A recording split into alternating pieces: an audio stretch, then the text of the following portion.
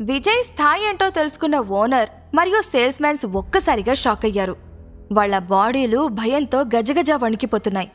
మనోహర్ కూడా వాళ్ల మీద రెచ్చిపోయాడు. షాప్ ఓనర్ని కోపంగా చూస్తూ, ఎంత ధైర్యం ఉంటే మా చిన్నబాబుతో ఇంత నీచంగా మాట్లాడతావు మిస్టర్? అసలు ఆయన ఎవరో తెలుసా నీకు? నిన్ను నీ షాప్ మొత్తాన్ని కొనడానికి ఆయనకి ఒక్క నిమిషం పట్టదు. చిటికలో నిన్ను నడి రోడ్డు మీద నిలబెట్టగలడు అని ఆవేశంతో ఊగిపోయాడు. అతడి అరుపులకి లోపలేదో గొడవ జరుగుతుంది అనుకుని బాడీగార్డ్స్ హడావిడిగా లోపలికొచ్చి షాప్ ఓనర్ వైపు సీరియస్గా చూశారు. వాళ్ల చేతుల్లో ఉన్న వెపన్స్ని చూసి షాప్ ఓనర్కి ఆల్మోస్ట్ హార్ట్అటాక్ వచ్చింది.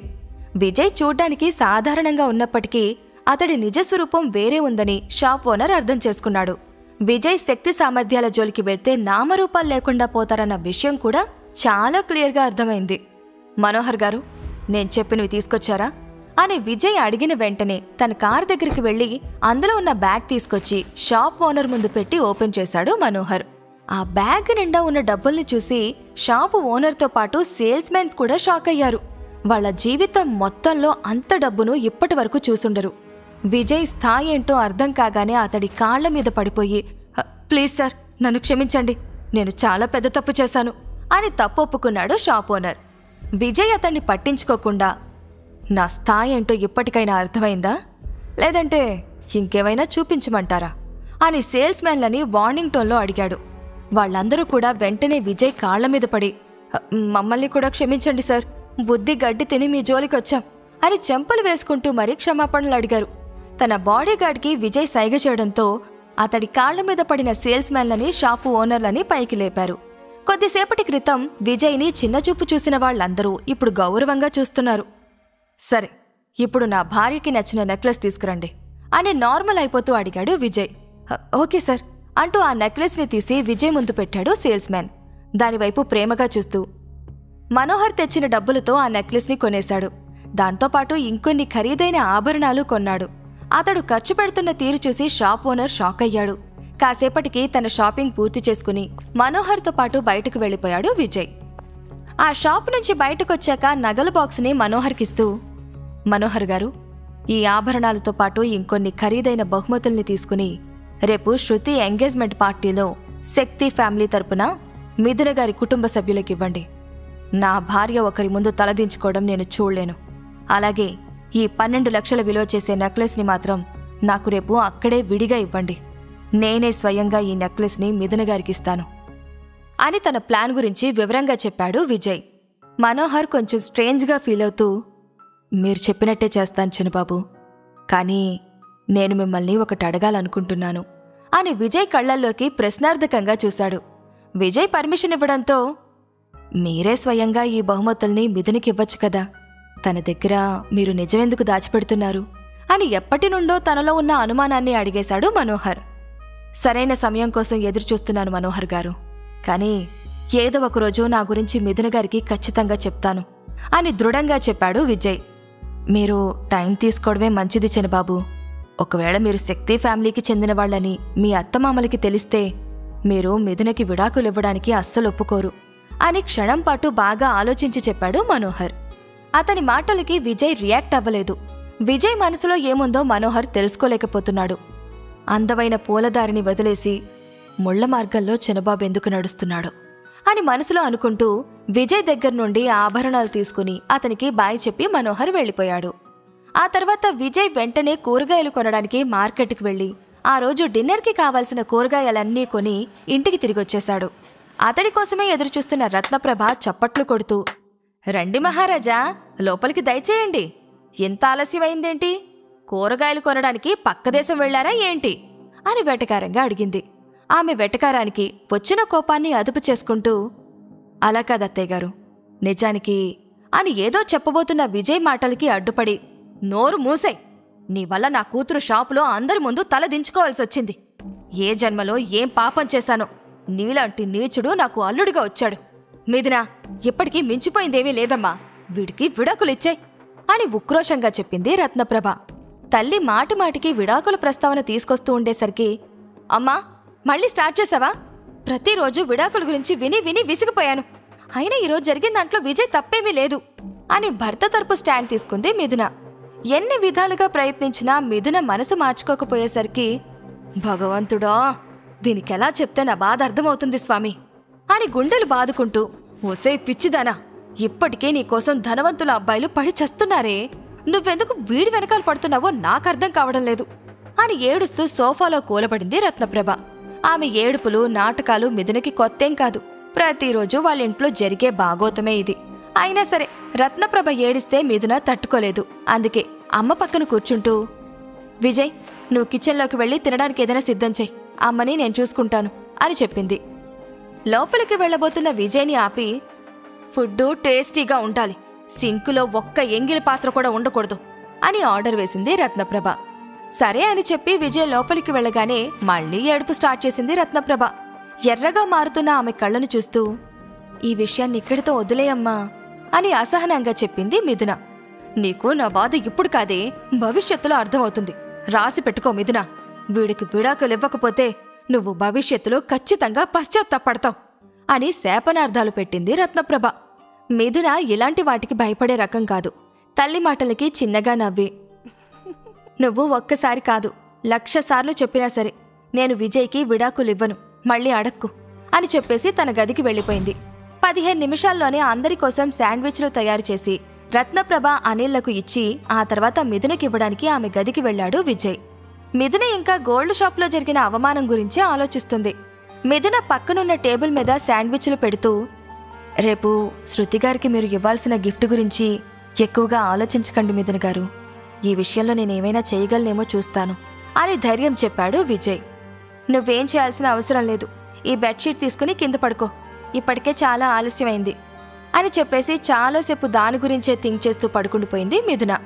గిఫ్ట్ విషయంలో విజయ్ ఏమీ చెయ్యలేకపోయాడు అన్న బాధ ఆమె మాటల్లో చాలా స్పష్టంగా కనిపించింది. ఒకవైపు సీఎం మధుసూదన్ ప్రిన్స్ విజయేంద్ర శక్తిని వెతికిస్తూనే ఉన్నాడు. కానీ అస్సలు ఏం లాభం లేకపోయింది. ఎలాగైనా అతడి జాడ కనిపెట్టాలని తనకి చాలా దగ్గరైన కొంతమంది నమ్మకస్తులను కూడా రంగంలోకి దింపాడు. సర్చింగ్ ఈసారి చాలా పగడ్బందీగా ప్లాన్ చేశాడు సీఎం. ఇదిలా ఉంటే ఆ తర్వాతి రోజు అందరూ ముస్తాబై వజ్రపాటి ప్యాలెస్కి బయలుదేరారు. మిథున వేసుకున్న బ్లూ డ్రెస్ ఆమె అందాన్ని ఇంకొంచెం పెంచింది. పొయిటిక్గా చెప్పాలంటే నిశ్చలంగా ఉండే సముద్రమంతా అందంగా ఉంది మిథున. అందుకే విజయ్ ఆమె మీద నుండి చూపు తిప్పుకోలేకపోతున్నాడు. ఒక పక్క డ్రైవ్ చేస్తూనే మరో పక్క రేర్ వ్యూ మిర్రర్లో నుండి మిథునని చూసి మురిసిపోతున్నాడు. ఆ వెంటనే 1 ఇయర్ తర్వాత తనకు విడాకులివ్వాలి అన్న విషయం గుర్తుకొచ్చి డల్లుగా మారిపోయాడు విజయ్. కొంతసేపటికి వజ్రపాటి ప్యాలెస్ ముందు కారాగింది. ముందుగా రత్నప్రభ, అనిల్లు కిందకి దిగి చుట్టూ చూశారు. పార్కింగ్ ఏరియాలో ఉన్న ఖరీదైన కార్లను చూసి వజ్రపాటి కుటుంబానికి చెందిన ప్రతి ఒక్కరూ ఈ పార్టీకొచ్చారు అని అర్థం చేసుకున్నాడు. తన చేతిలో ఉన్న 50,000 చైన్ని చూస్తూ అనిల్ కంగారు పడిపోతున్నాడు. అతడి భయాన్ని అర్థం చేసుకుని బలవంతంగా పార్టీలోకి తీసుకువెళ్ళింది మిథున. ఆమె వెనకాల వచ్చిన విజయ్ని చూసి కొందరు ముఖం తిప్పేసుకుంటే మరికొందరు జోక్స్ వేసుకున్నారు. మీరిద్దరూ నానమ్మ దగ్గరికి వెళ్ళి గిఫ్ట్ ఇచ్చేయండి, నేను వాష్రూమ్కి వెళ్ళొస్తాను అని తల్లిదండ్రులను పంపించేసి వాష్రూమ్కి వెళ్ళింది మిథున. ఆమె వచ్చేంతవరకు వాష్రూమ్ బయటే నిలబడి ఎదురుచూశాడు విజయ్. పక్కనున్న వాళ్లు విజయ్ గురించి చీప్గా మాట్లాడడం విని గాయత్రీదేవి గదికి కోపంగా వెళ్లిపోయింది మిథున. గాయత్రీదేవి గదిలోకి అడుగు పెట్టగానే ఆమె అరుపులు భయంకరంగా వినిపించాయి. నేను 5 లక్షలు విలువ చేసే నెక్లెస్ తీసుకురమ్మని చెప్తే మీరేం తీసుకొచ్చారే? మీ దగ్గర డబ్బు లేకపోతే మీ పనికి మాలిన అల్లుణ్ణి ఏదైనా పని చేసి సంపాదించమని చెప్పొచ్చు కదా. ఇంట్లో కూర్చోబెట్టి వాణ్ణి దున్నపోతలా ఎందుకు మేపుతున్నారు అని ఆవేశంగా అరిచింది గాయత్రీదేవి. ఆ మాటలకి మిథున కూడా కోపం వచ్చి, నానమ్మ, ఇప్పుడేం జరిగిందని మీరు అమ్మా నాన్నల్ని తిడుతున్నారు అని నిలదీస్తున్నట్టుగా అడిగింది. మిథున కళ్లల్లో కనిపిస్తున్న కోపాన్ని చూసి తన చేతిలో ఉన్న చైన్ని నేలకేసి కొట్టి, నా ముందు ఇలా మాట్లాడడానికి నీకు ఎంత ధైర్యమే? ఈరోజు శృతి నిశ్చితార్థం. సిటీలో ఉన్న బిగ్ షాట్స్ అందరూ వచ్చారు.